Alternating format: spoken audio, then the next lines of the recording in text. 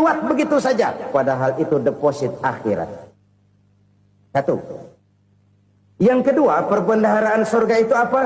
Wa kitmanul musibah, menyembunyikan kesulitan. Kadang orang takut menghadapi kesulitan, tapi makin kita merenung, hidup ini kan sebenarnya urusan. Takut sama urusan, ya jangan hidup. Tandanya orang hidup itu kalau punya urusan. Urusan melupakan problem, problem sering menimbulkan kesulitan. Kesulitan bukan untuk ditakuti, tapi untuk diatasi dan dicarikan jalan keluarnya. Siapa sih orangnya yang nggak pernah sulit-sulit? Makin tinggi status sosialnya, makin gede urusannya. Makin tinggi kualitas imannya, makin berat tingkat kesulitannya. Cuma memang yang namanya enak itu seperti pelangi. Biang lala itu nggak pernah di atas kepala kita, di atas kepala orang melulu. Lo sih enak lo, kata kita. Dia juga bilang yang enak kan lo. Pelangi itu nggak pernah di atas kepala kita. Kata tukang beca, aduh enak ya naik Mercy. Kata tukang beca, apa yang di dalam mobil Mercy? Aduh enak bener tukang beca, di jok ngeringkuk ngorok pules bener. Saya kamar pakai AC sejuk, tempat tidur sutra empuk, alga spring bed, kulak kulik nggak bisa pules kalau belum minum Valium, belum tidur. Enak bener tukang beca, di jok ngorok nggak tahu wetan kulon. Si tukang beca bilang yang di Mercy enak, yang di Mercy bilang tukang beca enak. Inilah enak, nggak pernah di atas kepala kita, di atas kepala orang lain melulu enak itu. Nah, saudara-saudara,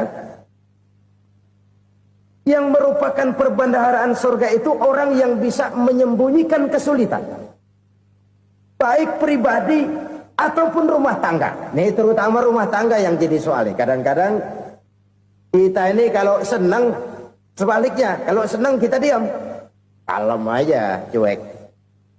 Banyak banget duit kita bawaan, diam aja udah. Malah ketemu orang takut. Tapi begitu susah, sekampung tahu. Padahal Nabi mengajarkan perbendaharaan surga itu menyembunyikan musibah, menyembunyikan kesulitan. Kalau enak, cerita sama orang-orang. Kalau nggak enak, rasain sendiri, tekan sendiri, atasin sendiri. Kita kan sebaliknya. Senang kita diam, asal lagi susah, paling tidak kita nyari teman buat cerita kesusahan. Siapa orangnya yang nggak pernah susah? Cuma soalnya bagaimana kita mengatasi kesusahan itu sendiri. Begitu juga misalnya kalau orang sudah berumah tangga, itu orang tuanya harus menjadi tempat dia cerita yang enak-enak saja. Yang nggak enak rasain berdua, selesaikan berdua, atasin berdua. Jangan dibalik. Asal senang diam, giliran susah aja. Maknya laporan. Terbalik. Bisa menjaga security informasi. Makan sama bayam, keluar, diem. Malah seluitan. Enak amat lo makan daging ayam. Security informasi. Saudara-saudara kaum muslimin, rahimakumullah. Ujian yang terberat itu yang pernah diberikan kepada para nabi, para rasul, para aulia, para ulama. Makin tinggi keimanan, makin berat bentuk kesulitan. Ayo saya kemukakan satu contoh saja. Ada seorang nabi yang kaya, nabi kaya, namanya Nabi Ayub. Iblis kalau orang begini kan keki, ibadahnya rajin, kaya. Nih yang kayak begini susah digodain. Kalau ibadahnya rajin, miskin, kali bisa disogok. Sini imannya mantap, ibadahnya rajin, kaya, nabi lagi. Oh, tapi namanya iblis nggak kurang akal. Laporan, Tuhan, kenapa iblis? Ya ini bahasa saya, bahasa Qurannya sih nggak gitu. Itu hambamu yang namanya Ayub, dia rajin ibadah cuma karena dikasih kaya aja. Coba kasih miskin dia, berhenti dia sembahyang. Ah, kamu bisa aja. Saya tahu Ayub itu hambaku yang ikhlas. Saya buktiin Tuhan, silahkan. Dibuktiin lah, iblis turun ke alam ini. Yang mula-mula dia lakukan, dia rusak sawah ladang Nabi Ayub. Dia binasakan binatang ternak Nabi Ayub. Sehingga dalam waktu singkat, jatuhlah Nabi Ayub dari orang paling kaya jadi orang paling miskin. Beliau masih ibadah di mihrab dalam masjid. Datang iblis. Saudara Ayub, ya, lagi ngapain? Ibadah. Nyembah Allah, nyembah Allah. Oh, percuma.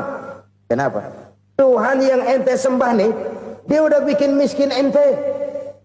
Sawah ladang ente hancur lebur, binatang ternak binasa. Sekarang ente jadi orang paling miskin. Ngapain nyembah Tuhan kayak begitu? Tekor. Udah berhenti dah ibadah, berhenti ibadah. Ini iblis sama Tuhan lapornya lain, yang dikerjakan kepada Nabi Ayub juga lain. Benar begitu iblis kata Nabi Ayub? Iya, sawah ladang saya habis, buras. Binatang ternak saya binasa, binasa. Saya miskin, bangpak. Apa jawab Nabi Ayub? Bukan innalillahi, ya ini hebat. Alhamdulillahillazi a'tani wa akhza minni. Segala puji bagi Allah yang telah memberikan harta kepada saya dan sekarang mengambilnya lagi. Alhamdulillah. Allah yang ngasih, Allah yang ambil. Itu mah urusan Allah. Iblis cuman ibadah jalan terus, sujud lagi Nabi Ayub. Iblis seleher gondok banget. Dasar Nabi nggak mempan dia apa-apain. Miskin malah alhamdulillah. Allah yang ngasih, Allah yang ambil. Jadi kalau kita tidak komit, kita tidak terikat kepada kaya, miskin, senang, susah, apa yang bisa bikin kita susah? Jadikan kekayaan, kemiskinan, jadikan senang, susah sebagai anak buah yang bisa kita atur. Jangan kekayaan ngatur kita, jangan kemiskinan ngatur kita. Kita yang harus mengatur mereka. Senang, susah, kaya, miskin, bahagia, sengsara, jadikan itu anak buah yang bisa kita atur. Kalau sekarang kita kaya, lain saat boleh jadi kita miskin, semiskin-miskinnya. Allah yang ngasih, Allah yang ngambil. Tenaga mana yang bisa menghalangi? Ibadah jalan terus. Iblis makin gondok. Dasar Nabi loh. Akhirnya apa? Nabi Ayub dikerjain, diberikan penyakit. Demikian fatal penyakitnya. Bayangin, udah miskin sakit. Masya Allah. Miskin sakit. Sakitnya nggak lama, kira-kira 16 tahun. Istrinya 3, 2 mental minta ceraiin. Ngerawatin laki bengek begini. Senang belum tentu, susah udah pasti nih. Cerai aja, cerai dah. Cerai. Tinggal satu Siti Rahmah yang setia menemani beliau. Sesetia-setianya hati perempuan. Satu saat Siti Rahmah bilang, Bang, iya, abang kan Nabi bang. Lalu, namanya Nabi kan doanya jarang meleset bang. Maksud kamu minta kenapa sih sama Tuhan biar abang sembuh baik dah bang? Siti Rahmah, iya. Saya sakit berapa tahun sih dah? 16 tahun bang. Sebelum ini saya sehat berapa tahun? Ya kira-kira 60 tahun bang. Nah coba ente banding-bandingin Rahmah. Saya dikasih sehat 60 tahun. Dikasih sakit 16 tahun. Sudah nggak sabar. Mau doa kepada Allah minta sembuh. Saya malu. Malu kepada Allah. Diuji dengan yang luar biasa seperti ini. Tidak mengganggu stabilitas kehambaannya. Dia tetap menghamba kepada Allah subhanahu wa ta'ala. Saudara-saudara kaum muslimin rahimakumullah. Kunci menghadapi kesulitan itu apa? Allah jelaskan dalam satu ayat, wa basyiris sabirin alladzina iza asabathum musibah qalu inna lillahi wa inna ilaihi raji'un. Gembirakan orang-orang yang sabar. Siapa mereka itu? Yang apabila mendapat musibah mereka kembali kepada keyakinan dasar. Segalanya dari Allah dan segalanya akan kembali kepada Allah.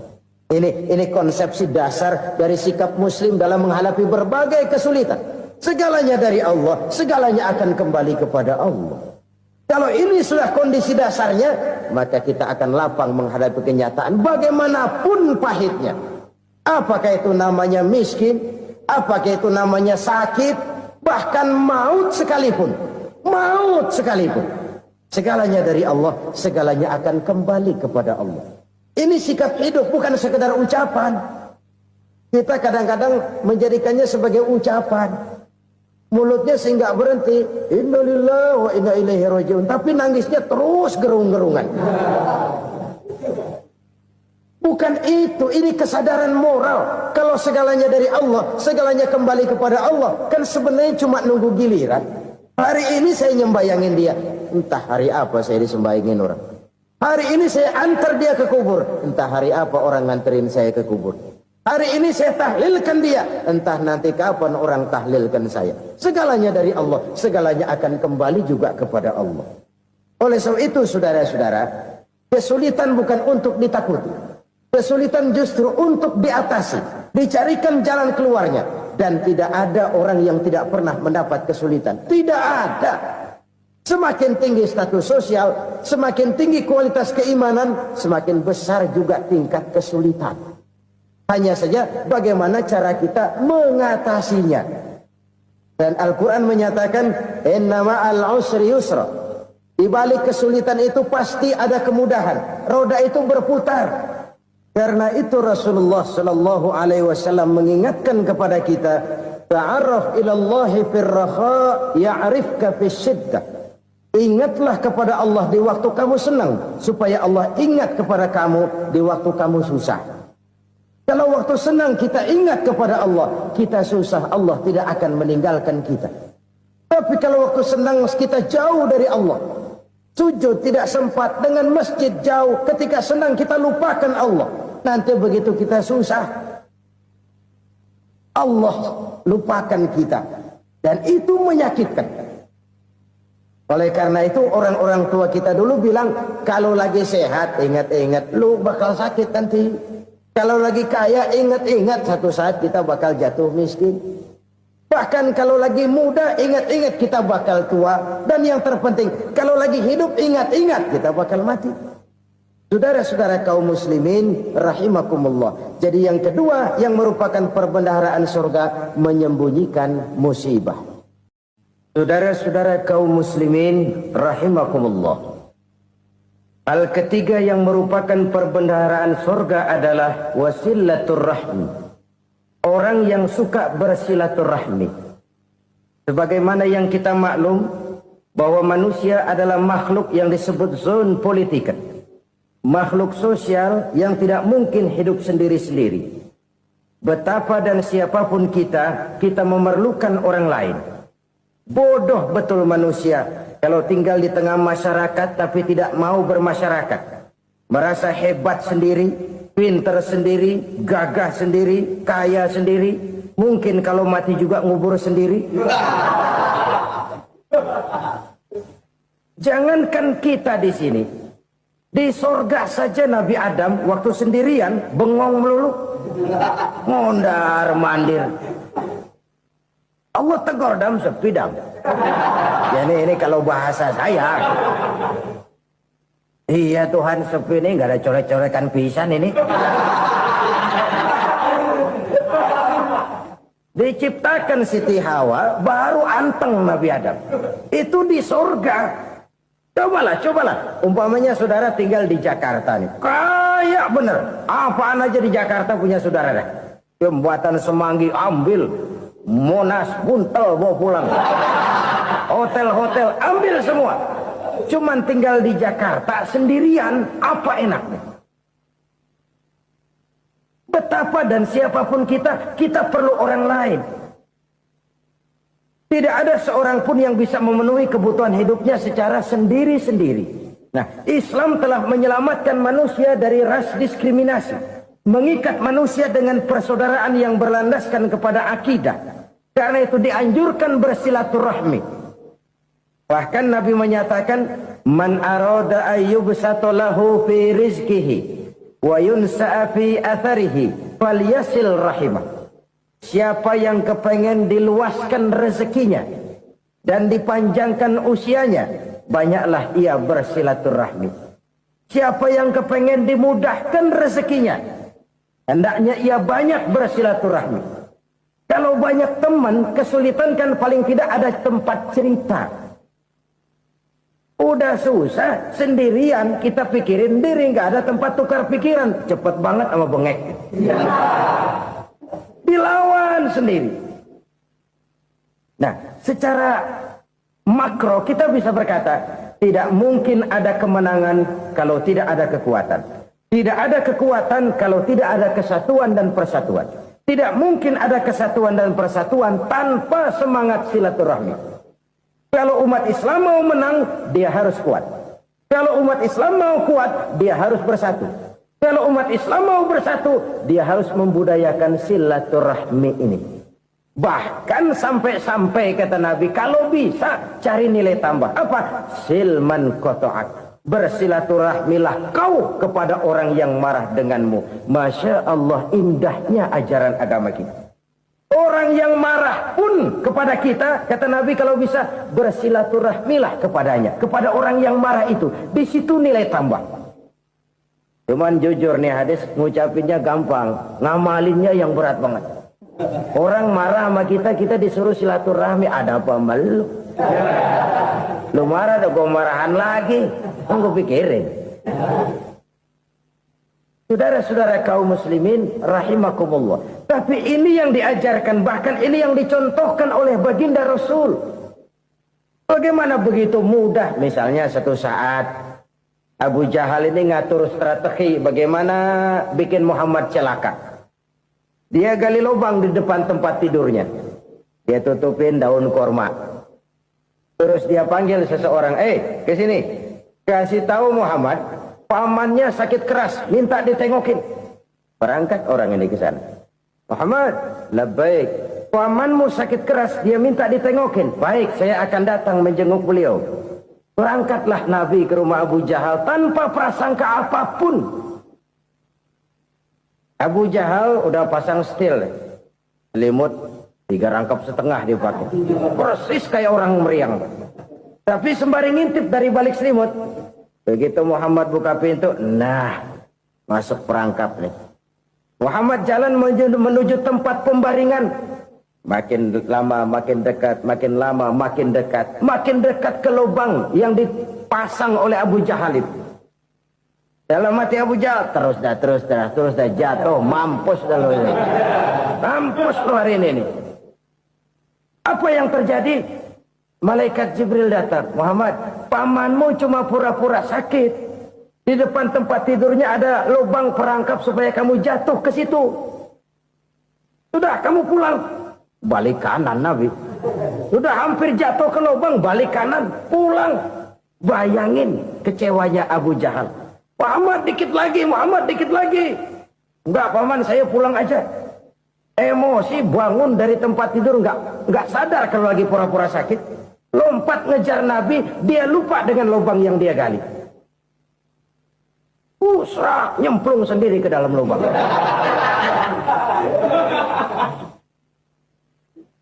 Nabi terus berlalu. Ini terjadi keanehan. Jatuh ke lubang yang dia gali itu sebenarnya nggak terlalu dalam ya. Antara 3-4 meteran lah. Tolong saya jatuh ke lubang ini. Datanglah pelayan-pelayannya itu.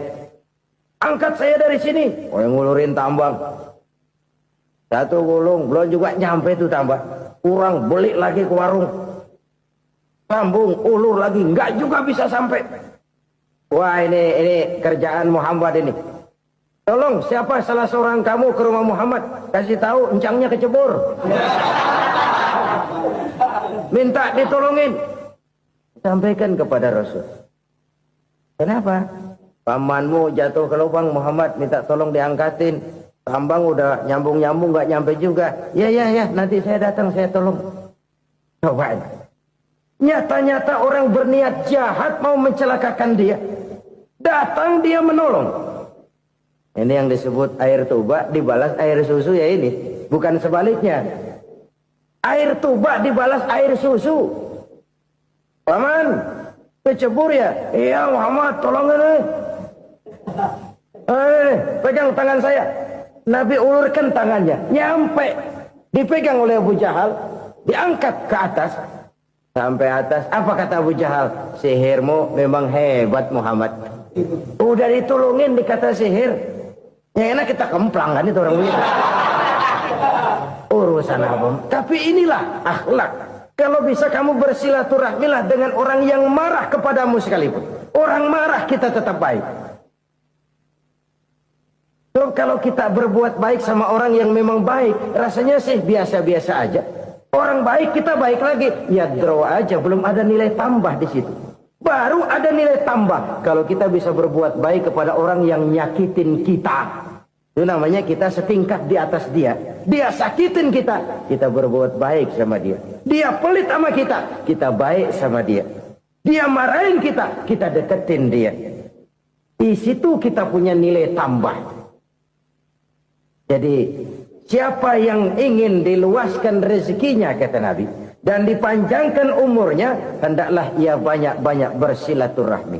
Sederhana sebenarnya silaturahmi, tapi silaturahmi membangkitkan semangat kesatuan dan persatuan. Kesatuan dan persatuan melahirkan kekuatan.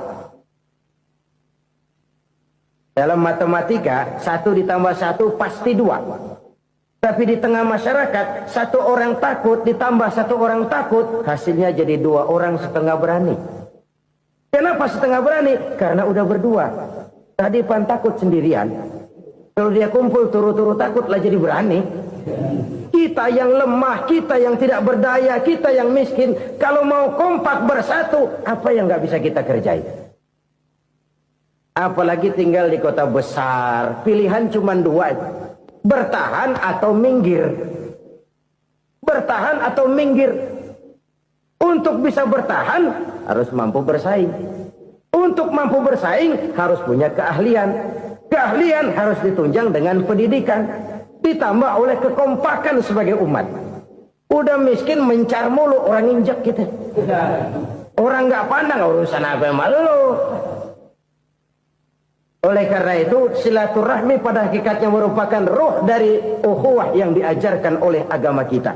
Bagaimana Islam menyelamatkan masyarakat manusia dari ras diskriminasi, mengikat manusia, dan tidak ada persaudaraan yang lebih indah selain persaudaraan yang diikat dengan nilai-nilai akidah.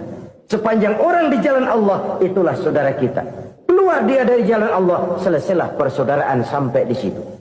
Karena itu, kalau ingin menyimpan sesuatu di surga, banyaklah bersilaturahmi. Datang ke rumah ini, datang ke rumah itu, dan lain sebagainya. Itu simpanan kita di akhirat nanti. Ini yang ketiga. Saudara-saudara, yang keempat, perbendaharaan surga itu apa? Wa qawlu la hawla wa la quwwata illa billah. Ucapan la hawla wa la quwwata illa billah. Ibadah kan ada yang berat, modalnya besar. Bangun masjid berat, modalnya besar. Bangun rumah sakit berat, modalnya besar. Ada ibadah yang berat, tapi modalnya ringan. Misalnya puasa. Puasa itu berat, mengendalikan nafsu. Kalau sekedar nggak makan nggak minum sih enteng, mengendalikan nafsu. Itu jihad terbesar, tapi kan modalnya ringan, cuma niat saja. Ini ibadah berat, modalnya ringan. Ada ibadah yang ringan, modalnya juga enteng. Seperti termasuk ucapan la haula wa la quwwata illa billah. Tanpa sadar, la haula wa la quwwata illa billah. Nyelengin tuh di surga. Nyelengin, kita nggak terasa, nyelengin simpanan akhirat. La haula wa la quwwata illa billah. Nyimpan lagi. Kaget, la haula wa la quwata illa billah, nyimpan lagi, banyak simpanan. Walaupun sebenarnya yang dimaksud di sini adalah kesadaran batin bahwa tidak ada daya dan kekuatan kecuali Allah. Itu intinya. Kita memulai pekerjaan disunahkan baca bismillah, kan begitu.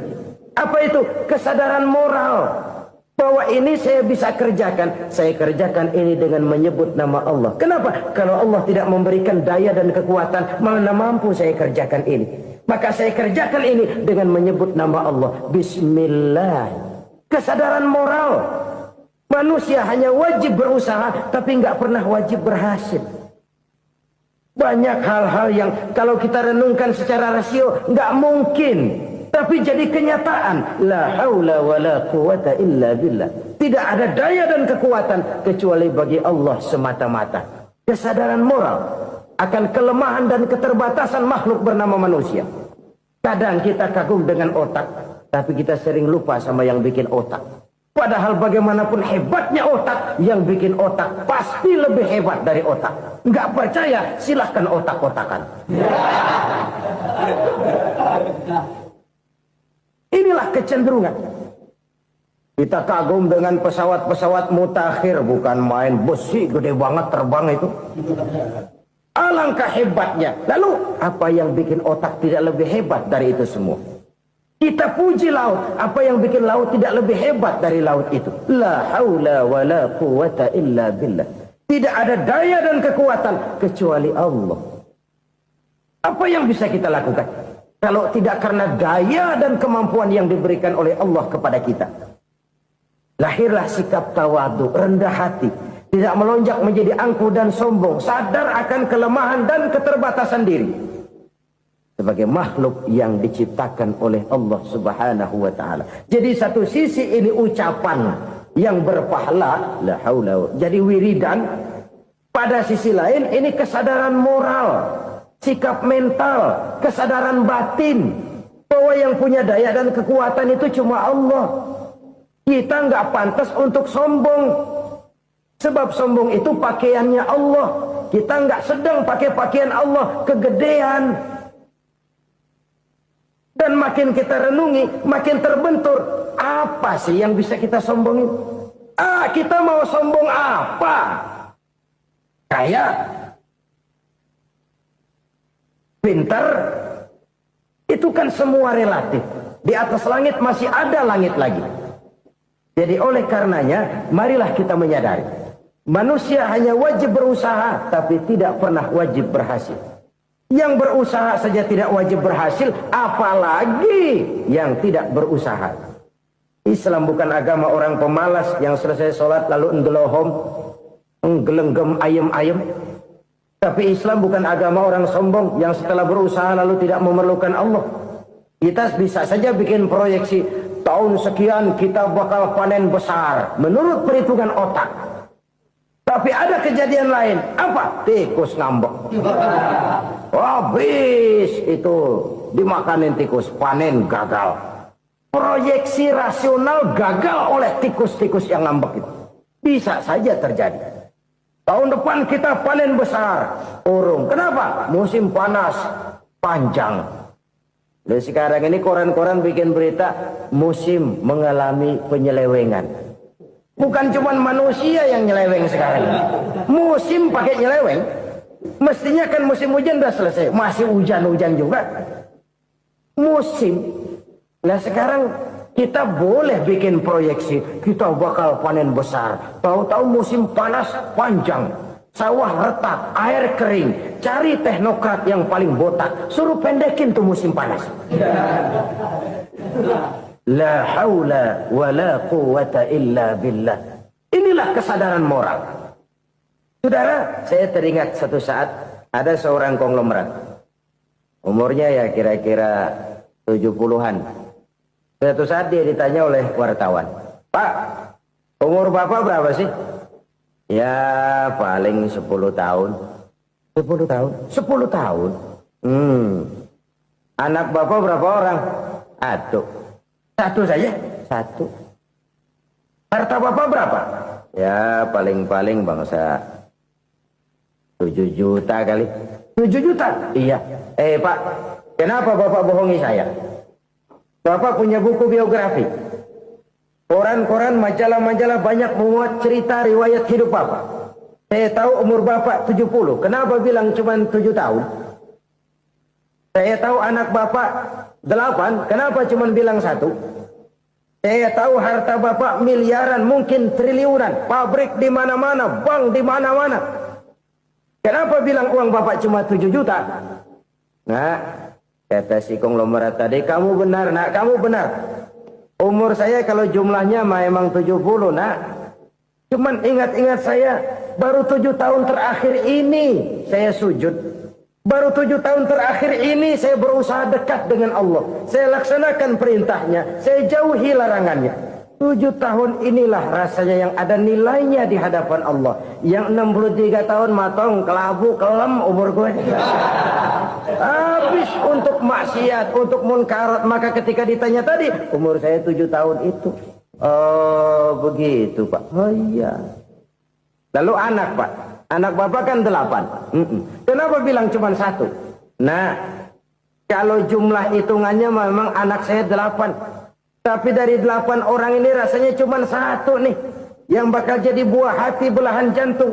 Pelanjut cerita, penerus sejarah. Bakal jadi anak soleh yang akan mendoakan saya. Cuma 1 rasanya anak saya ini yang bakal jadi buah hati saya. Besar-besaran saya. Yang akan mendoakan di kubur saya. Yang akan mendoakan di akhirat saya.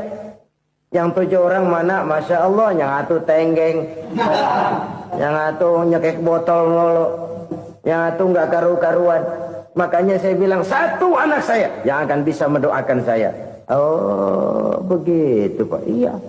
Nah harta Pak, harta Bapak kan triliunan, pabrik Bapak di mana-mana, uang Bapak hampir di tiap bank-bank besar.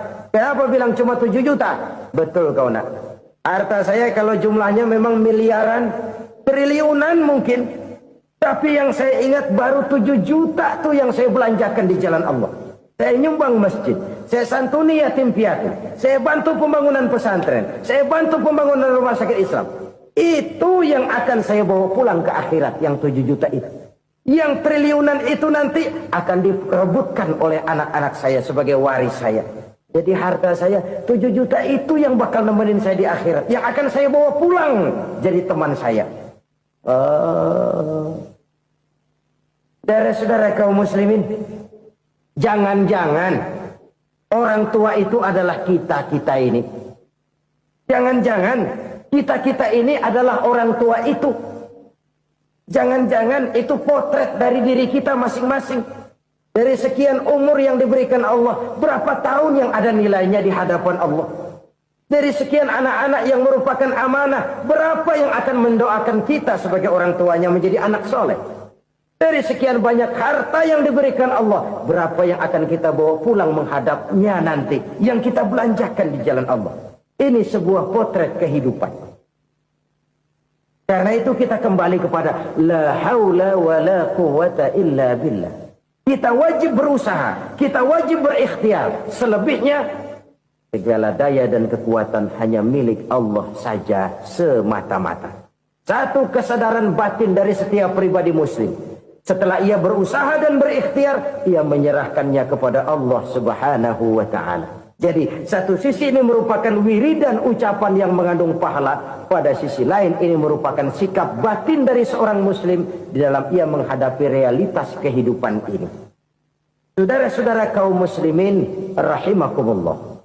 Kalau ini kita jadikan satu basis kehidupan, maka ini akan menyelamatkan manusia dari kemungkinan tergelincir menjadi orang yang lupa diri dan lupa darat.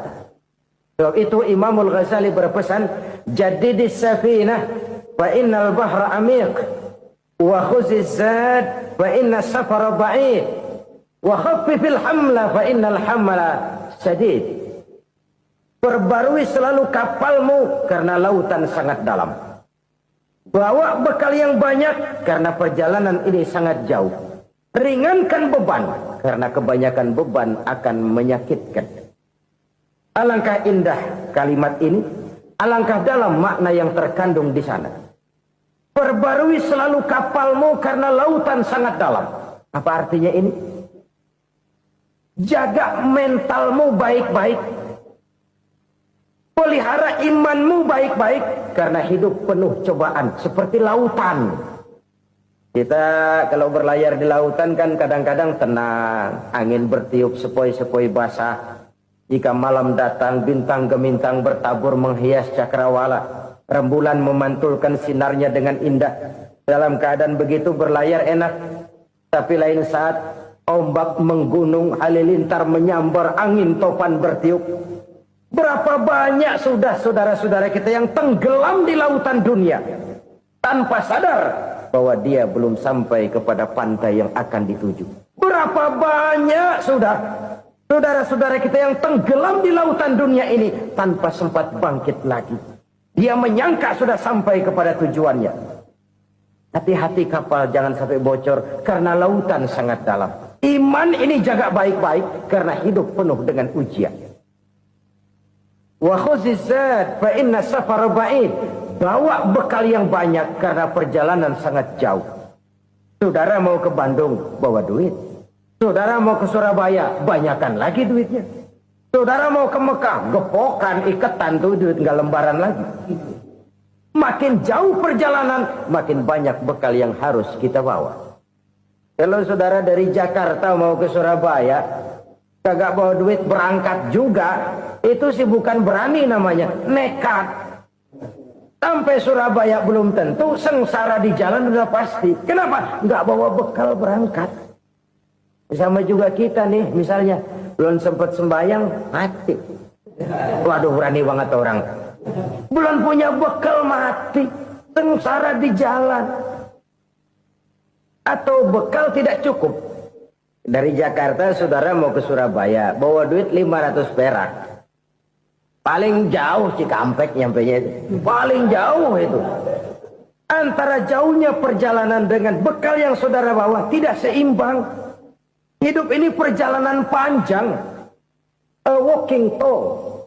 Dimulai dari alam arwah. Sebelum jasad diciptakan, roh diciptakan lebih dulu. Dari situ pindah ke alam rahim. Dari alam rahim pindah ke alam dunia. Dari alam dunia pindah ke alam barzah. Baru menuju akhirat. Satu perjalanan panjang. Kalau bekal tidak bawa, sengsara di jalan. Bawa bekal yang banyak karena perjalanan ini sangat jauh. Wa khaffifil hamla, ringankan beban karena beban itu cuma akan menyulitkan. Kalau bekal itu sih keperluan, tapi beban nggak kita perluin, cuma ngeberat-beratin. Apa ini beban? Dosa, kecurangan, kebatilan, kesoliman, ketidakadilan, kesewenang-wenangan. Itu akan jadi beban kita di akhirat. Alangkah celakanya, perjalanan panjang, bekal tidak bawa, beban kelewat banyak, alamat sengsara di jalan. Pahala tidak ada, dosa berlipat ganda. Na'udzubillah, summa na'udzubillah. Kalau kita rangkum nasihat Al-Ghazali dengan kisah si konglomerat tadi, kita akan mengambil kesimpulan. Pertama, bekal terbaik dalam menghadapi gejolak kehidupan ini tidak lain adalah iman. Yang kedua, pahala dan dosa. Dua hal kontroversial. Pahala adalah bekal, dosa adalah beban. Tapi kita sekarang kan tidak begitu terangsang kepada yang abstrak. Orang berlomba mencari yang konkret-konkret saja. Yang real. Kalau memang dosa, benjol dong. Kira-kira begitu. Kira-kira begitu. Persis orang Yahudi dulu. Orang Yahudi itu kan pernah minta kepada Nabi Musa. Ya Musa, lan nu'mina laka hatta narallaha jahrah. Musa, kami nggak bakal mau beriman kepada Allah kalau belum kami lihat Allah ada nongkrong di depan kami. Kalau memang Tuhan ada, taruh dong di depan kami. Mau yang konkret-konkret saja. Kalau memang dosa, benjol dong. Kalau memang pahala, berasa dong. Orang terangsang kepada yang real, yang konkret-konkret saja. Karena itu, untuk mengejar dosa, orang mau bayar. Tapi untuk mengejar pahala, walaupun tidak bayar, orang segan. Ini yang dikatakan oleh Nabi, kamu mengharapkan ke surga, tapi kamu berat melaksanakan sesuatu yang bisa membawa kamu ke surga. Kamu ingin jauh dari neraka, tapi tiap saat kamu lakukan perbuatan-perbuatan yang justru menjerumuskan kamu ke neraka. Idda'aitum an-najata minan nar wa ramaitum fiha anfusakum. Kamu ingin selamat dari neraka, tapi kamu lemparkan diri kamu ke neraka. Kamu ingin masuk surga, tapi berat sekali kamu melakukan perbuatan-perbuatan yang bisa menyampaikan kamu di surga. Saudara-saudara kaum muslimin, rahimakumullah. Jadi hal keempat yang merupakan perbendaharaan surga adalah la haula wa la quwata illa billah. Satu sisi ini merupakan ucapan yang memperberat timbangan akhirat. Pada sisi lain ini merupakan sikap hidup seorang muslim, kesadaran batin yang sangat dalam bahwa tidak ada daya dan kekuatan kecuali Allah. Dan itu kita simbolkan pada saat memulai pekerjaan dengan Bismillah, dengan menyebut nama Allah. Satu kesadaran moral, saya hanya bisa melakukan ini karena diberikan daya dan kekuatan oleh Allah. Lahirlah sikap tawadu, rendah hati, tidak melonjak menjadi angkuh dan sombong. Saudara-saudara, sampai sini dulu jumpa kita kali ini. Semoga 4 perbendaharaan surga ini dapat kita lakukan, yang kelak akan merupakan bekal kita di kemudian hari nanti. Amin ya rabbal alamin. Bapak-bapak, ibu-ibu, saudara-saudara kaum muslimin rahimakumullah. Di dalam kehidupan kita sebagai seorang muslim, minimal 5 kali dalam sehari semalam kita mendengar seruan untuk mendirikan solat yang disebut azan. Ada kalimat menarik di dalam kalimat azan itu, yakni seruan hayya 'alal falah, marilah menuju kepada keberuntungan, marilah meraih kemenangan. Seruan ini adalah kecenderungan dari setiap manusia, apapun warna kulitnya. Artinya, setiap orang dalam hidup selalu ingin meraih dan mencari kemenangan. Kemenangan akan melahirkan kepuasan batin, dan kepuasan batin memberikan kebahagiaan. Sedangkan kekalahan melahirkan penderitaan batin, dan penderitaan batin menjerumuskan seseorang di dalam berbagai bentuk kerugian. Jikalau inilah seruan azan, maka masalahnya ialah apa yang menyebabkan kita meraih kemenangan. Al-Quranul Karim memberikan tuntunan dan ajaran kepada kita bahwa orang-orang yang memperoleh kemenangan itu tidak lain adalah orang-orang yang bertakwa. Hanyalah mereka yang bertakwa kepada Allah Subhanahu wa ta'ala pada akhirnya akan tampil sebagai pemenang. Lalu siapa orang yang bertakwa itu?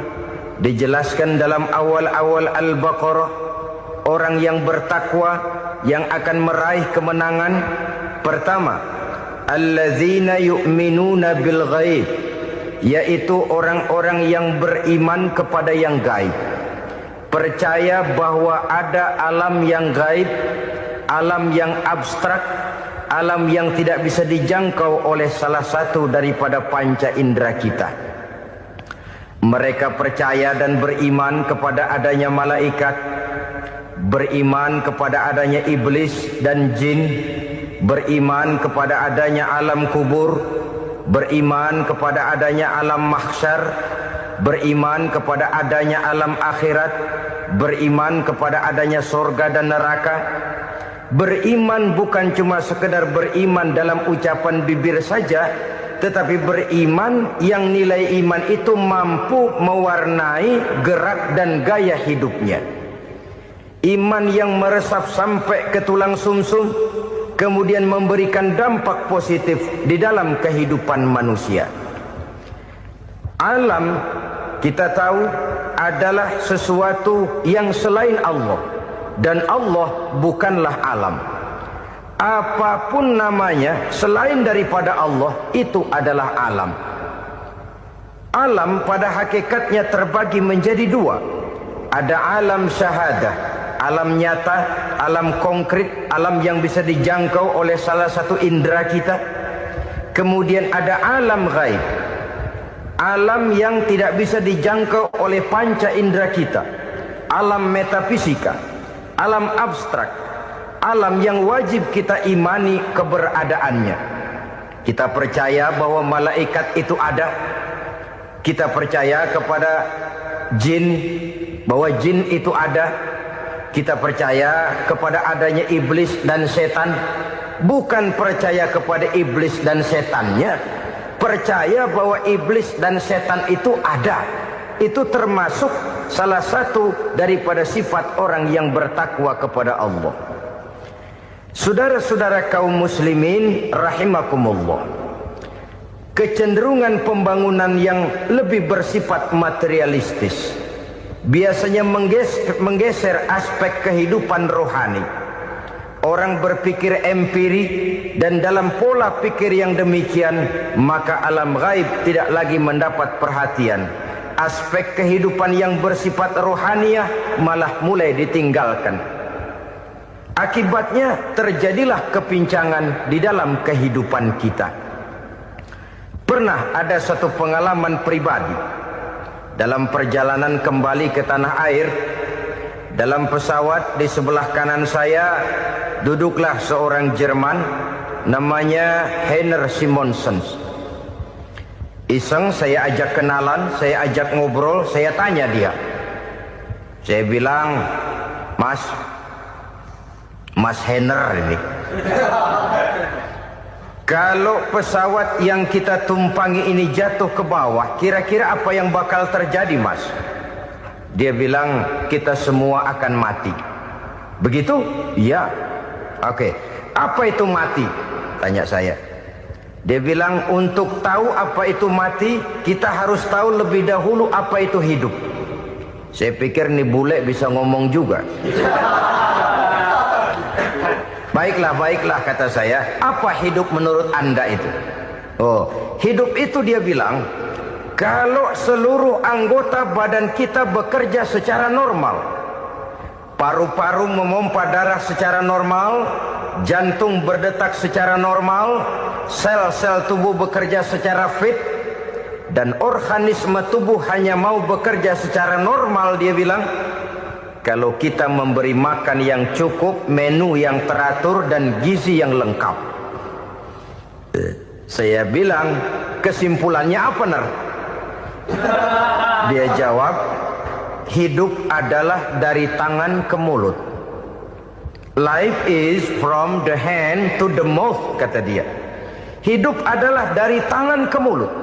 Jadi masalah hidup tidak lebih daripada masalah isi perut.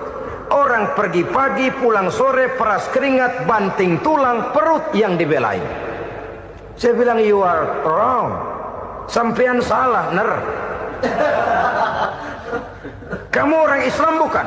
Bukan. Pantas. Kenapa saya salah? Dia bilang, ya jelas salah. Salahnya di mana? Kamu ini manusia. Kalau hidup cuma dari tangan ke mulut, saya bilang, kambing di kampung saya juga begitu pikirannya, Ner. Itu kambing di kampung saya, asal perutnya kenyang, sudah hidup dia. Perkara besok bagaimana, lusa prospeknya macam mana, bulan depan ada apa, kambing nggak pernah mikir. Di kampung saya kambing juga pikirannya begitu. Kamu Kristen ya? Tadinya. Loh kok tadinya, lalu apa sekarang kamu ini? Dia bilang, sekarang saya netral. Saya tidak beragama, tapi saya percaya kepada Tuhan sebagai pencipta alam. Saya ingat benar dia bilang, I haven't any religious, but I believe to God as the creator of the world. Kenapa bisa netral begitu, Ner? Habis saya bingung katanya. Islam bilang Islam baik, Kristen bilang Kristen baik, Hindu Buddha bilang Hindu Buddha baik, semua agama baik. Saya netral sekalian, nggak beragama. Yang penting saya percaya kepada Tuhan.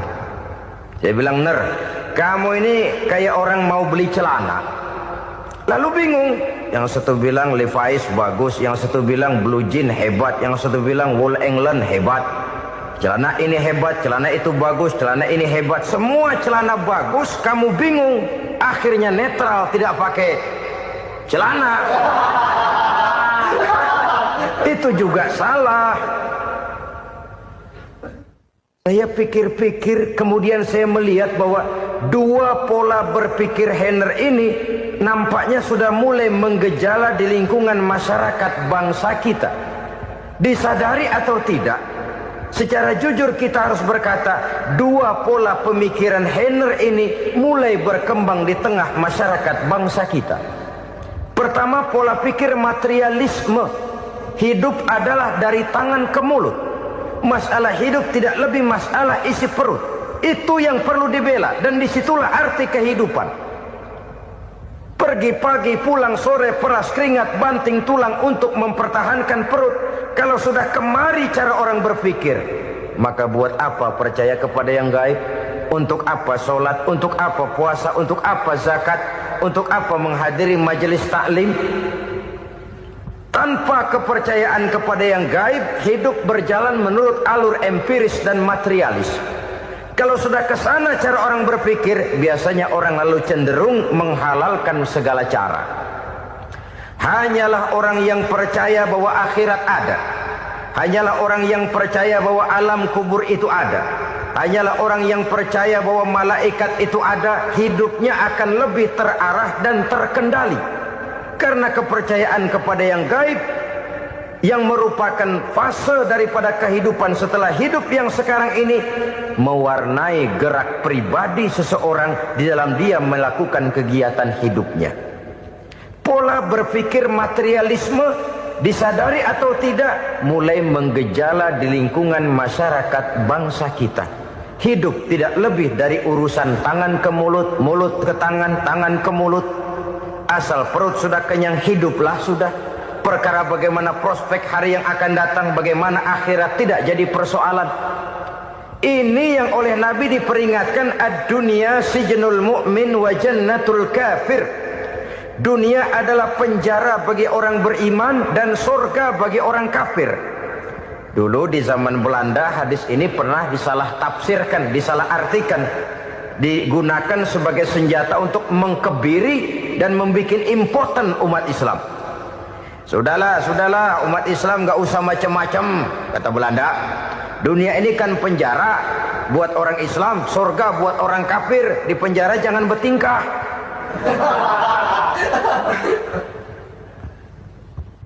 Pengertiannya tidak begitu. Dunia adalah penjara bagi orang mukmin. Artinya dalam kehidupan dunia seorang mukmin tidak bebas memperturutkan hawa nafsunya. Di penjara hawa nafsunya itu.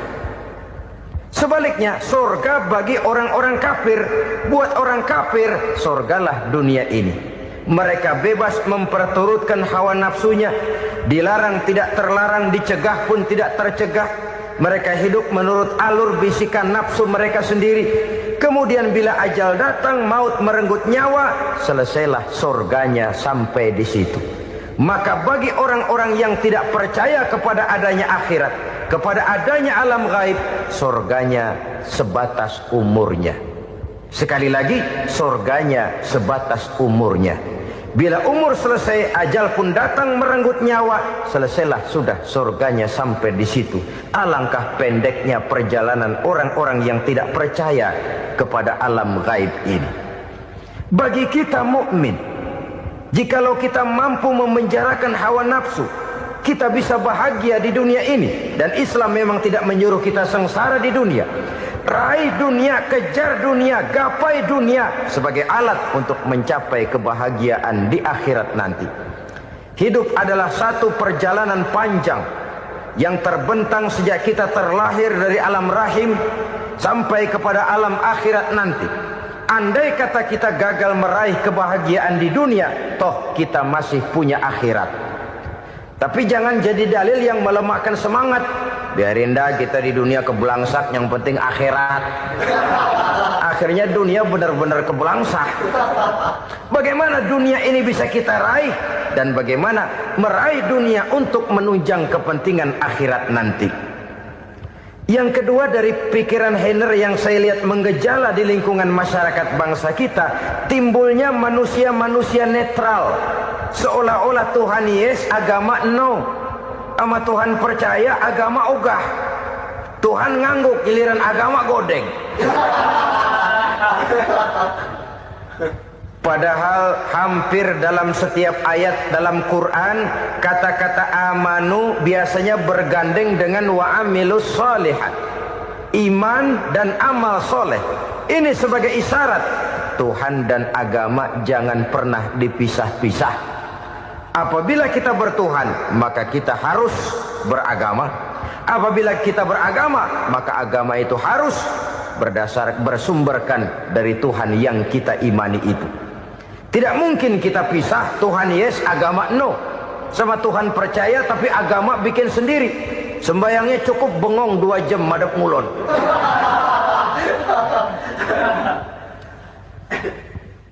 Saudara-saudara kaum muslimin rahimakumullah. Jadi dengan demikian, agama yang kita akui merupakan unsur mutlak di dalam pembangunan sekarang ini, merupakan bagian dari kehidupan yang menuntun kita bahwa di balik alam nyata ini, di balik alam syahadah ini ada alam gaib. Dan mudabbir, murabbi, yang mengatur, yang menguasai, yang memelihara baik dia alam nyata, baik dia alam gaib, tidak lain adalah Allah Subhanahu wa ta'ala. Di sana ada satu super power, satu maha kekuatan yang kita perlu bersandar kepadanya. Sebagai makhluk nyata yang hidup di alam nyata, berbuatlah secara nyata sebagaimana harusnya kita berbuat.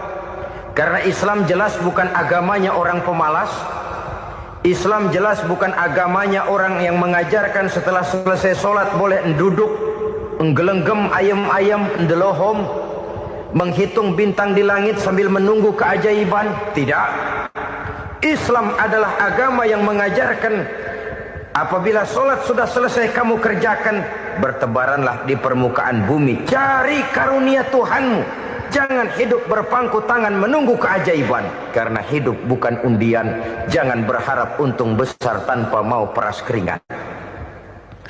Tapi di sebalik itu toh kita juga harus yakin bahwa di sisi usaha nyata yang kita lakukan ada satu super power, satu maha kekuatan gaib yang menentukan berhasil dan tidaknya usaha kita.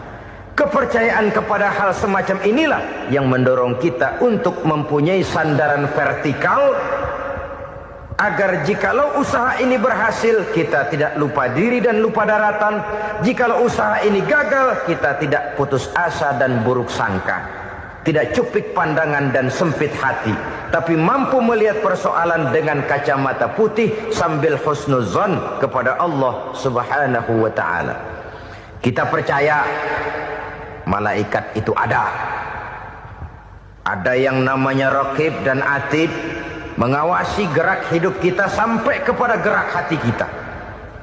Ini memberikan sugesti agar kita berhati-hati. Tidak sejengkal tanah pun kita bisa berlindung dari pengawasan raqib dan atid. Ada munkar nakir yang akan menyoal kita di alam kubur. Ada malaikat Malik, penjaga neraka. Ada malaikat Ridwan yang menjaga surga. Kita percaya kepada adanya jin. Kita percaya kepada adanya setan, iblis. Percaya kepada adanya, bukan mempercayai si setan, si iblis lalu menjadikannya sebagai teman. Tidak. Percaya bahwa mereka itu ada dan merupakan makhluk Allah yang gaib yang diciptakan Allah Azza wa Jalla. Kepercayaan kepada alam gaib memberikan motivasi terhadap gerak lahir manusia, sehingga dengan motivasi kepercayaan kepada yang gaib, gerak lahir jadi lebih terarah, jadi lebih terpelihara. Pernah seseorang bertanya, "Pak, apakah adanya akhirat bisa dibuktikan secara ilmiah?" Saya bilang tidak bisa, tidak bisa. Kenapa? Karena yang berangkat nggak pernah pulang kemari lagi. Kalau dia pulang kemari bisa kita tanya bagaimana enak di sono. Cuma secara moral saya katakan, lebih beruntung orang yang percaya kepada akhirat daripada yang tidak. Sekarang saudara percaya akhirat ada, lalu saudara baik-baik di dunia, sholat, puasa, zakat, menolong orang lain, menebarkan kebajikan. Saudara mati. Andai kata akhirat tidak ada, toh dalam hidup saudara sudah berbuat baik. Paling tidak nama saudara akan dikenang sebagai orang baik. Sebaliknya, saudara percaya, kata saya, bahwa akhirat tidak ada, lalu hidup semau-maunya, tenggelam dalam maksiat dan munkarat, menentang Allah, tidak mau ruku dan sujud. Lalu saudara mati, kemudian akhirat ada. Ayo, mau apa? Bekal tidak punya. Jadi secara moral lebih beruntung orang yang percaya kepada adanya akhirat daripada yang tidak percaya. Dan itu alam gaib yang tidak bisa dibuktikan secara eksat. Jangankan untuk membuktikan seperti itu, dalam kehidupan sehari-hari saja yang kita rasakan tidak selalu berbentuk toh. Angin, bagaimana sih bentuknya angin? Kita tidak tahu. Merah, buktinya kalau dikerok merah. Yang merah itu kulit, yang kulit kita bukan anginnya. Sakit, rasa sakit itu ada, tapi bagaimana bentuk sakit kita nggak pernah tahu. Kalau kita makan cabai pedas, bagaimana bentuk pedas itu tidak ada, tapi rasa ada. Bentuk pedas hijau, cabainya bukan pedasnya. Tidak semua yang kita rasakan bisa kita gambarkan dalam bentuk yang konkret. Oleh karena itu, sekali lagi bahwa kepercayaan kepada alam yang gaib mampu memberikan satu sugesti yang menata kehidupan seseorang lebih lurus, lebih terarah, dan lebih terkendali. Maka wajar kalau kepercayaan kepada yang gaib mengantarkan seseorang untuk meraih kemenangan. Kenapa? Dia percaya kepada yang gaib, bahwa akhirat ada, bahwa alam kubur ada, bahwa pertanggungan jawab itu ada. Maka dia lalu tidak hidup saenae udele dewe gitu loh. Tidak hidup menurut seleranya sendiri, terarah, teratur.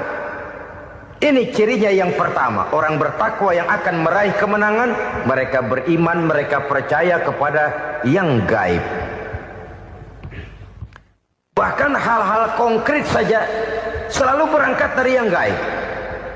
Saudara-saudara, para remaja, para pemuda sekarang ini tidak pernah tahu toh siapa yang akan jadi teman hidup saudara. Kita bisa saja ngerancang, mentargetkan, tapi toh akhirnya yang namanya jodoh bukan kekuasaan kita.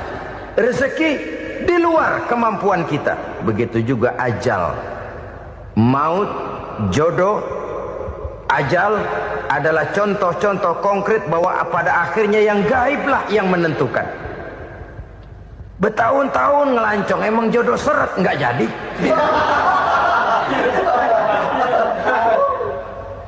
Begitu kenal baru setengah malam nginep ditangkap hansip kan.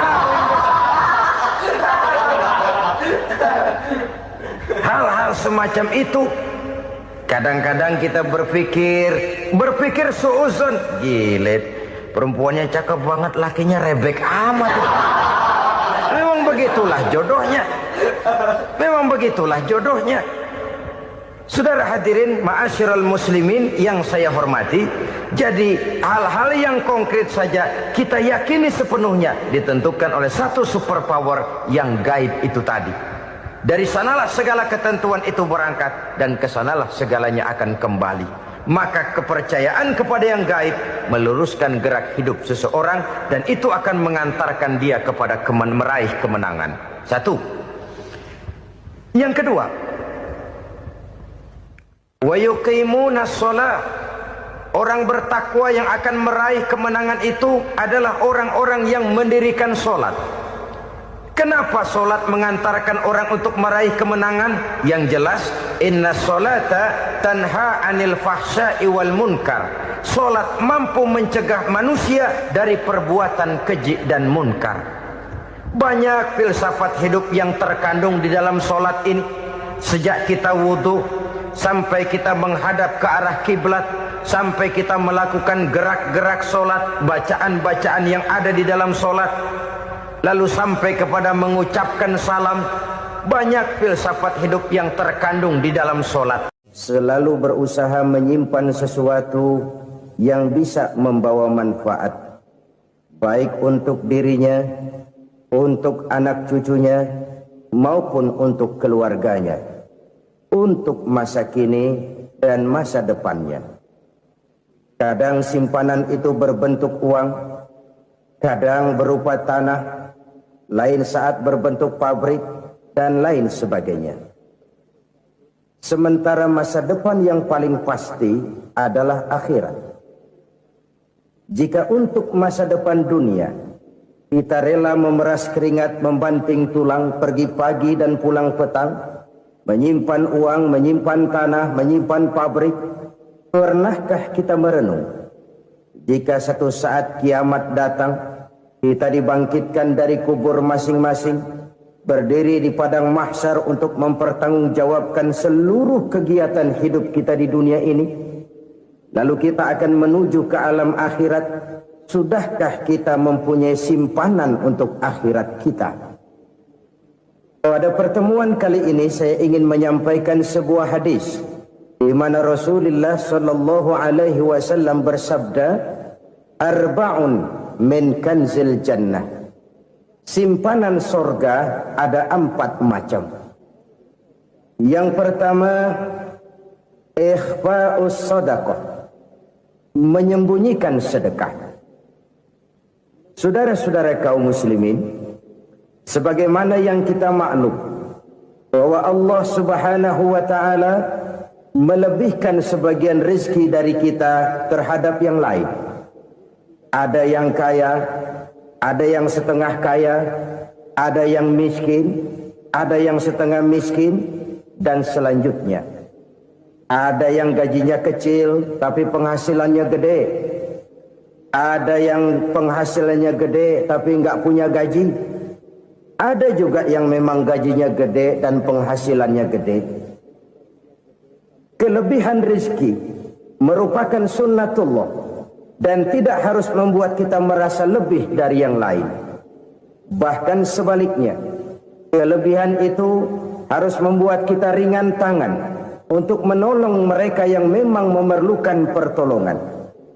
Kalau saudara diberikan ilmu, maka pertanyaan akhirat cuma satu: ilmumu kau amalkan untuk apa?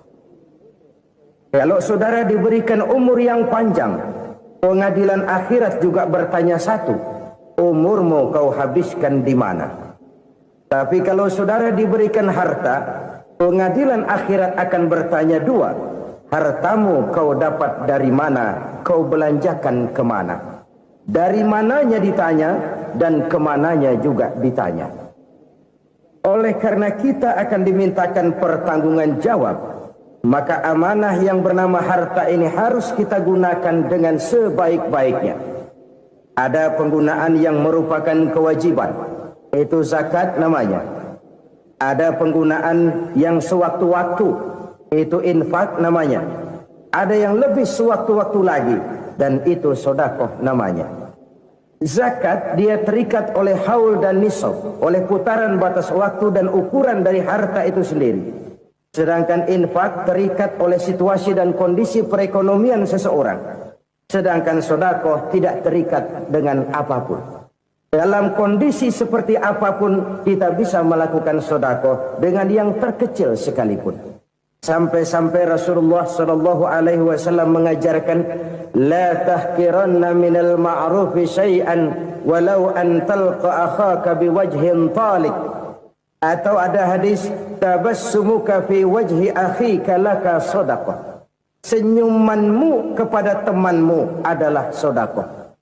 Jadi untuk melakukan sedekah tidak harus dalam berbentuk uang. Dengan ilmu kita bisa sedekah, dengan tenaga kita bisa bersedekah, dengan pikiran kita bisa bersedekah, bahkan senyum kepada teman itu pun sedekah. Jadi kalau sedekah dengan uang memang belum punya uang, nyengir aja banyakin. Itu asal pada tempatnya, jangan lalu ketemu tiang listrik cengengesan. Tentu tidak pada tempatnya dan tidak wajar. Nah, sedekah yang paling dicintai Allah adalah sedekah yang disembunyikan. Artinya jauh dari sifat riya. Dan kadang-kadang ada orang sedekah itu disebutkan namanya. Apa tidak bagus? Kalau memang niatnya ikhlas, ya bagus-bagus saja. Untuk memberikan sugesti kepada yang lain. Di Fulan bin Fulan nyumbang sekian, diumumkan. Boleh kalau niatnya untuk memberikan rangsangan kepada yang lain supaya dia menyumbang lebih besar dari orang tadi. Tapi kalau itu mendatangkan riya, maka sedekah yang paling dicintai Allah adalah sedekah yang disembunyikan. Tangan kiri saja tidak tahu apa yang diberikan oleh tangan kanan. Sedekah yang dilakukan dengan ikhlas akan merupakan perbendaharaan surga. Tersembunyi dari pandangan orang lain. Tidak seorang pun tahu. Karena memang sikap yang baik adalah melupakan kebaikan dan mengingat kesalahan. Itu salah satu ciri orang bahagia. Orang yang selalu mengingat kesalahannya dan berusaha melupakan segala kebaikannya. Kalau dia akan berada kebaikan, dia tidak bisa ikut, dia merasa rugi karena dia merasa belum pernah berbuat baik. Tapi kalau akan melakukan kesalahan baru, dia ingat kesalahan yang sudah-sudah, sehingga terhalang baginya untuk melakukan satu kesalahan baru.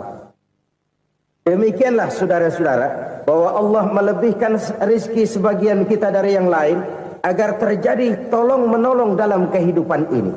Jadi kesenjangan yang nature, kesenjangan yang alami, itu sunnatullah. Ada yang kaya, ada yang miskin, ada yang kelas menengah. Nah, kenapa lalu sekarang kita berusaha mengentaskan kemiskinan? Oleh karena adanya kesenjangan struktural. Kalau yang kaya bisa semakin kaya, kenapa yang miskin tidak bisa naik jadi ikut sedikit kaya?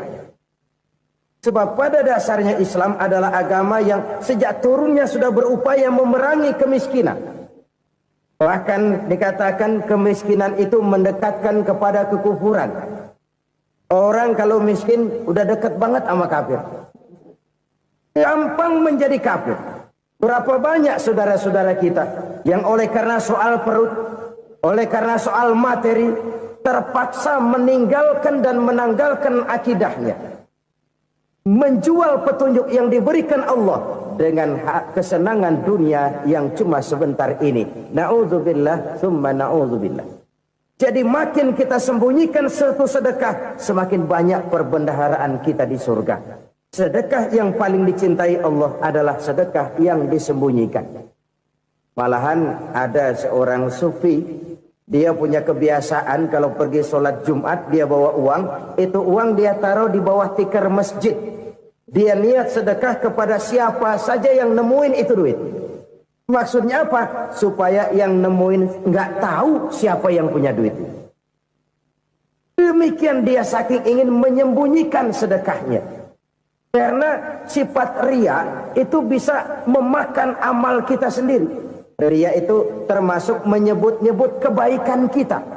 Orang yang suka nepuk dada, sedikit-sedikit ngitungnya kalau nggak gua. Oh, kalau nggak gua tuh yang belas itu kalau nggak gua. Iya, kalau nggak lu kenapa emang? Orang yang suka menepuk jasad, biasanya memang begitu, saudara-saudara. Kalau perang lagi berkecamuk, orang nggak sempat ngaku jadi pahlawan. Tapi begitu perang selesai, yang kagak kenal bedil ngaku pahlawan, mas. Itu sesuatu yang biasa. Oleh karenanya, orang-orang yang ikhlas dalam bersedekah, disembunyikannya sedekah itu, Allah cinta betul. Malahan ada hadis memberikan jaminan, inna sadaqatal mar'il muslimi tazidu fil umri wa tadfa'u mitatas su'i. Sesungguhnya sedekahnya seorang mukmin tazidu fil umri, bisa menambah umur panjang. Wa tadfa'u mitatas su'i, dan menyelamatkan manusia dari mati secara su'ul khatimah. Jadi siapa yang kepengen panjang umur, banyaklah sedekah. Yang bosan hidup, pelit terus. Sedekah menambah panjang umur dan menyelamatkan manusia dari mati secara su'ul khatimah. Pak, katanya umur itu nggak bisa ditambah, nggak bisa dikurangin. Kapan? Kalau ajal sudah datang. Wa idza jaa ajaluhum la yastakhiruna sa'atan wa la yastakdimun. Kalau ajal datang tidak bisa dimajukan, tidak bisa dimundurkan. Itu kalau ajal sudah datang. Tidak bisa lagi umur ditambah dikurangi, sudah datang. Tapi kalau belum datang, itu kan haknya Allah. Mau ditambah, mau dikurangi, hak prerogatif Allah. Sebagai pencipta manusia, Allah maha kuasa dan maha mampu. Sedekah ini menambah panjang umur dan menyelamatkan manusia dari mati secara su'ul khatimah. Orang mati kan sama ya, kondisinya mati, nggak nafas. Tapi hakikat mati kan lain-lain. Ada yang mati itu husnul khatimah, baik akhirnya. Misalnya lagi ngaji mati, lagi sholat mati, lagi sedekah mati. Ini yang dinamakan dengan husnul khotimah, baik di akhirnya. Sebaliknya ada yang su'ul khotimah, jelek di akhirnya. Ini yang jadi catatan akhir. Lagi nyekek botol, mampus. Lagi banting kartu, modar. Su'ul khatimah, jelek pada akhirnya. Sedekah menyelamatkan manusia dari mati secara su'ul khatimah. Dan kita semua kepengen mendapat husnul khatimah, jauh dari su'ul khatimah. Oleh sebab itu yang bisa menyelamatkan kita dari penyakit itu antara lain adalah sedekah yang disembunyikan, yang dikerjakan dengan ikhlas karena Allah, tidak karena kepengen dipuji orang, tidak karena ingin dikatakan orang pemurah. Sebab orang dermawan itu orang yang memberi tanpa harus diminta. Kalau masih harus diminta, ya belum dermawan namanya, masih harus diminta. Kalau nggak diminta ya tulus, lolos, polos.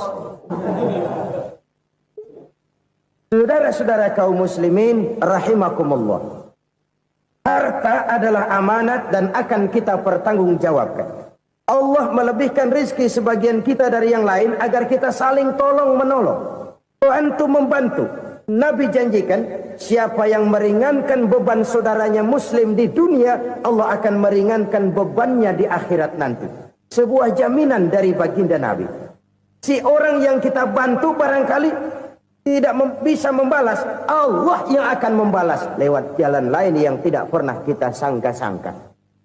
Ada orang tanya, Pak, ini ada orang nyumbang masjid sambil marah-marah, bagaimana? Saya bilang sumbangannya aja ambil, marahnya jangan. Marahnya jangan diambil, itu urusan dia. Saudara-saudara kaum muslimin rahimakumullah, umat Islam ini kan umat yang punya potensi besar. Kadang kita merenung, kenapa kadang-kadang pembangunan masjid kok lambat sekali? Kalau hotel hari ini peletakan pertama, bulan depan peresmian. Supermarket hari ini peletakan batu pertama, minggu depan peresmian. Tapi kalau sudah yang namanya masjid, kadang-kadang peletakan batu pertama sekaligus jadi batu terakhir. 3 tahun, 4 tahun, campur nebar jalak di jalanan, duit dijaring kayak ikan sepat. Apa tidak ada orang Islam yang kaya? Banyak. Apa tidak ada pengusaha muslim yang jadi konglomerat? Ada. Lalu yang belum banyak itu yang komit terhadap nilai-nilai agamanya. Akhirnya kita jatuh jadi umat yang lemah. Belum ada pengusaha konglomerat muslim buka pabrik supermi cap beduk misalnya umpamanya atau pabrik kecap cap sorban supaya identitas keislamannya sedikit kelihatan. Kita jatuh jadi umat yang lemah karena potensi tidak terinventarisir dengan baik. Kita ini ibarat kompor yang cuma matengin nasi orang lain. Potensi kita dimanfaatkan oleh orang lain.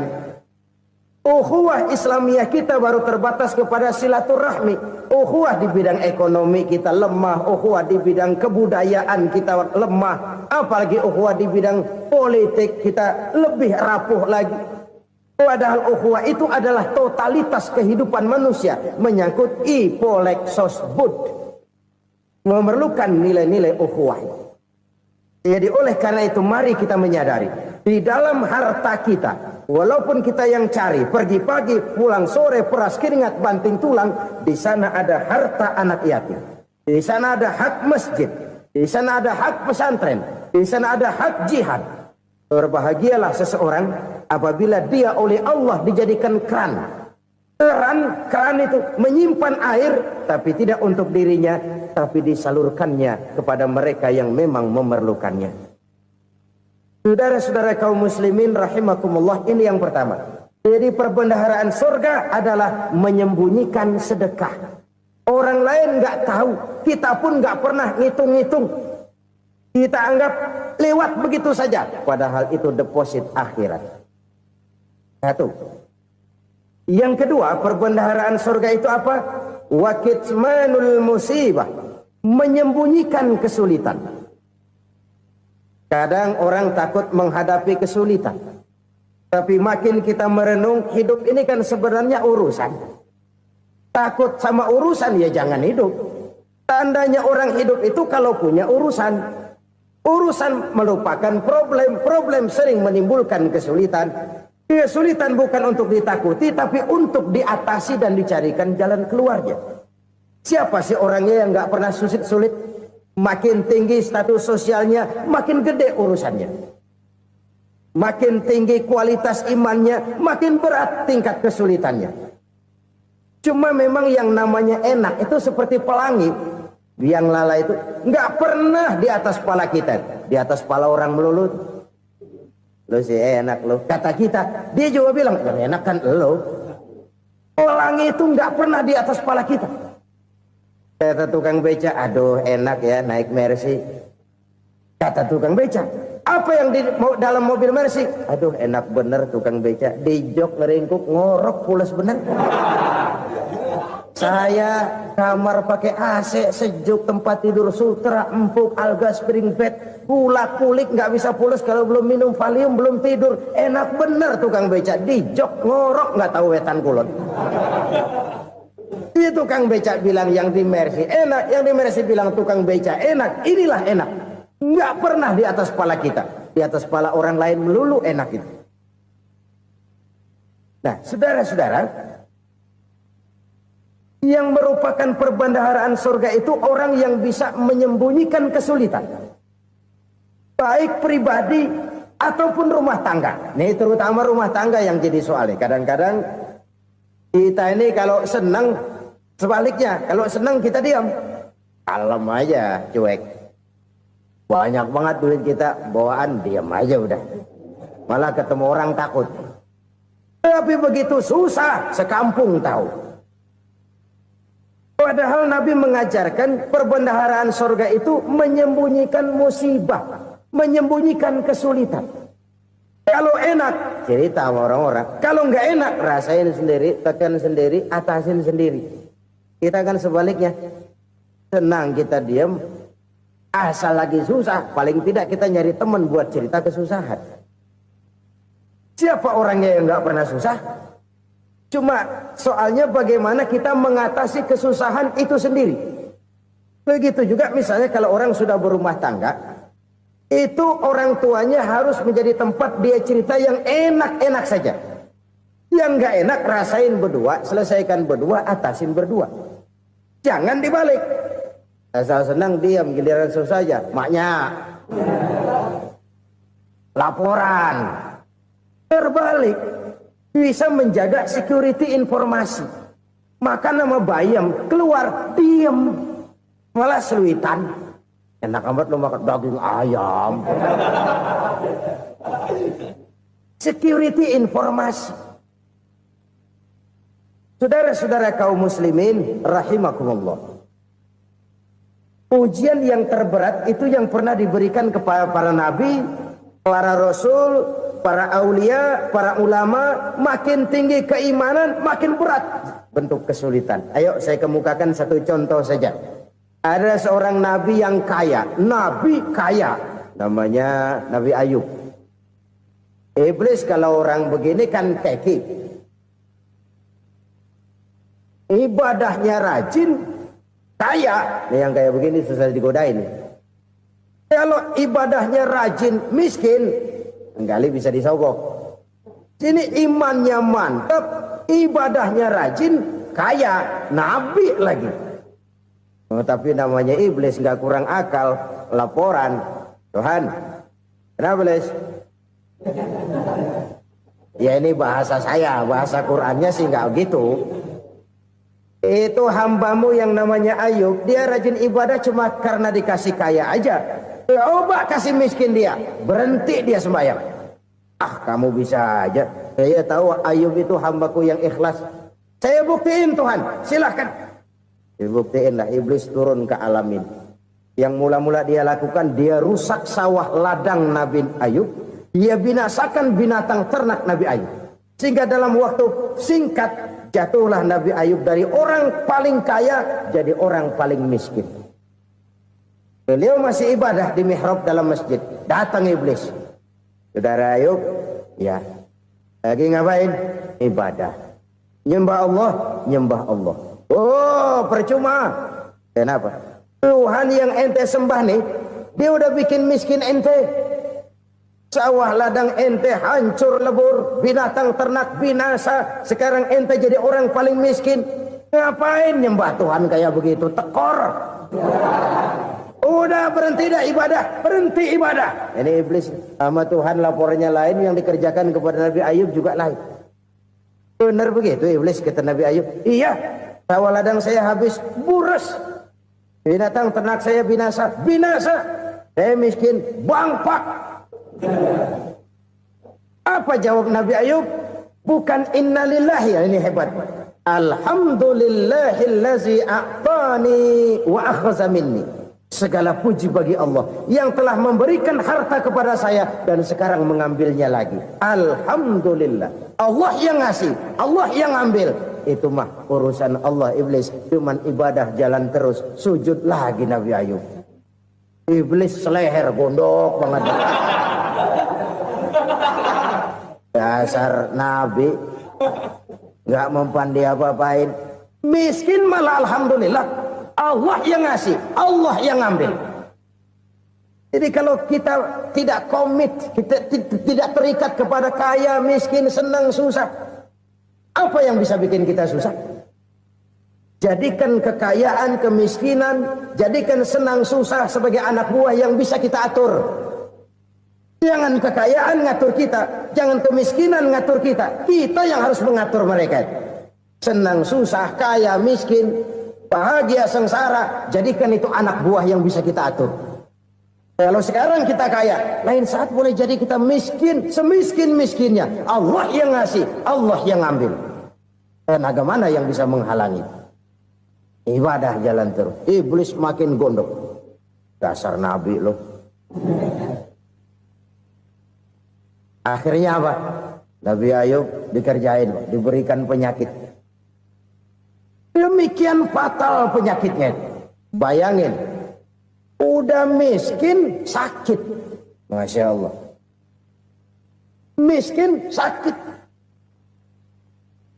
Sakitnya nggak lama, kira-kira 16 tahun. Istrinya 3, 2 mental minta ceraiin. Ngerawatin laki bengek begini. Senang belum tentu, susah udah pasti nih. Cerai aja, cerai dah. Cerai. Tinggal satu Siti Rahmah yang setia menemani beliau. Sesetia-setianya hati perempuan. Satu saat Siti Rahmah bilang, Bang, iya, abang kan Nabi bang. Lalu, namanya Nabi kan doanya jarang meleset bang. Maksud kamu minta kenapa sih sama Tuhan biar abang sembuh baik dah bang? Siti Rahmah, iya. Saya sakit berapa tahun sih dah? 16 tahun bang. Sebelum ini saya sehat berapa tahun? Ya kira-kira 60 tahun bang. Nah coba ente banding-bandingin Rahmah. Saya dikasih sehat 60 tahun. Dikasih sakit 16 tahun. Sudah nggak sabar. Mau doa kepada Allah minta sembuh. Saya malu. Malu kepada Allah. Diuji dengan yang luar biasa seperti ini. Tidak mengganggu stabilitas kehambaannya. Dia tetap menghamba kepada Allah subhanahu wa ta'ala. Saudara-saudara kaum muslimin rahimakumullah. Kunci menghadapi kesulitan itu apa? Allah jelaskan dalam satu ayat, wa basyiris sabirin alladzina iza asabathum musibah qalu inna lillahi wa inna ilaihi raji'un. Gembirakan orang-orang yang sabar. Siapa mereka itu? Yang apabila mendapat musibah mereka kembali kepada keyakinan dasar. Segalanya dari Allah dan segalanya akan kembali kepada Allah. Ini konsepsi dasar dari sikap muslim dalam menghadapi berbagai kesulitan. Segalanya dari Allah, segalanya akan kembali kepada Allah. Kalau ini sudah kondisi dasarnya, maka kita akan lapang menghadapi kenyataan bagaimanapun pahitnya. Apakah itu namanya miskin, apakah itu namanya sakit, bahkan maut sekalipun. Maut sekalipun. Segalanya dari Allah, segalanya akan kembali kepada Allah. Ini sikap hidup bukan sekedar ucapan. Kita kadang-kadang menjadikannya sebagai ucapan. Mulutnya sih nggak berhenti, innalillahi wa inna ilaihi rajiun, tapi nangisnya terus gerung-gerungan. Bukan itu, ini kesadaran moral. Kalau segalanya dari Allah, segalanya kembali kepada Allah, kan sebenarnya cuma nunggu giliran. Hari ini saya nyembayangin dia, entah hari apa saya disembayangin orang.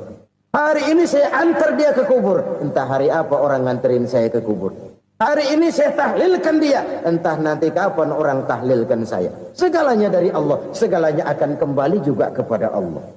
Oleh sebab itu saudara-saudara, kesulitan bukan untuk ditakuti. Kesulitan justru untuk diatasi, dicarikan jalan keluarnya. Dan tidak ada orang yang tidak pernah mendapat kesulitan. Tidak ada. Semakin tinggi status sosial, semakin tinggi kualitas keimanan, semakin besar juga tingkat kesulitan. Hanya saja bagaimana cara kita mengatasinya. Dan Al-Quran menyatakan, inna ma'al usri yusra. Di balik kesulitan itu pasti ada kemudahan. Roda itu berputar.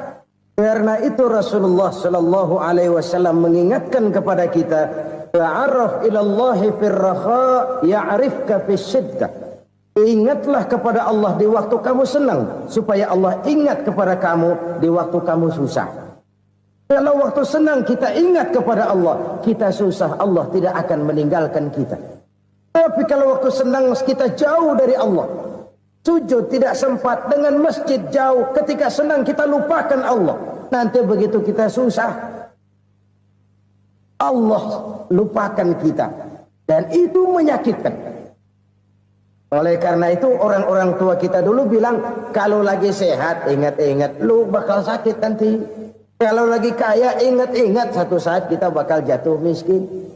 Bahkan kalau lagi muda ingat-ingat kita bakal tua. Dan yang terpenting, kalau lagi hidup ingat-ingat kita bakal mati. Saudara-saudara kaum muslimin rahimakumullah. Jadi yang kedua yang merupakan perbendaharaan surga, menyembunyikan musibah. Saudara-saudara kaum muslimin rahimakumullah. Hal ketiga yang merupakan perbendaharaan surga adalah wasilatur rahmi. Orang yang suka bersilaturahmi. Sebagaimana yang kita maklum bahwa manusia adalah makhluk yang disebut zon politika. Makhluk sosial yang tidak mungkin hidup sendiri-sendiri. Betapa dan siapapun kita memerlukan orang lain. Bodoh betul manusia kalau tinggal di tengah masyarakat tapi tidak mau bermasyarakat. Merasa hebat sendiri, pintar sendiri, gagah sendiri, kaya sendiri. Mungkin kalau mati juga ngubur sendiri. Jangankan kita di sini, di sorga saja Nabi Adam waktu sendirian bengong melulu, mondar mandir. Allah tegur dam sepi dam. Jadi ini kalau bahasa saya. Iya Tuhan sepi ini nggak ada coret-coretan pisan ini. Diciptakan Siti Hawa baru anteng Nabi Adam. Itu di sorga. Cobalah. Umpamanya saudara tinggal di Jakarta nih. Kayak bener. Apaan aja di Jakarta punya saudara dah. Buatan Semanggi ambil. Monas, Buntel bawa pulang. Hotel-hotel ambil semua. Cuman tinggal di Jakarta sendirian, apa enaknya? Betapa dan siapapun kita perlu orang lain. Tidak ada seorang pun yang bisa memenuhi kebutuhan hidupnya secara sendiri-sendiri. Nah, Islam telah menyelamatkan manusia dari ras diskriminasi. Mengikat manusia dengan persaudaraan yang berlandaskan kepada akidah. Karena itu dianjurkan bersilaturahmi. Bahkan Nabi menyatakan, man arada ayyubsata lahu fi rizqihi wa yunsa'a fi atharihi falyasil rahimah. Siapa yang kepengen diluaskan rezekinya dan dipanjangkan usianya, banyaklah ia bersilaturahmi. Siapa yang kepengen dimudahkan rezekinya, hendaknya ia banyak bersilaturahmi. Kalau banyak teman, kesulitan kan paling tidak ada tempat cerita. Udah susah, sendirian kita pikirin diri, nggak ada tempat tukar pikiran. Cepet banget sama bengek. Dilawan sendiri. Nah, secara makro kita bisa berkata tidak mungkin ada kemenangan kalau tidak ada kekuatan.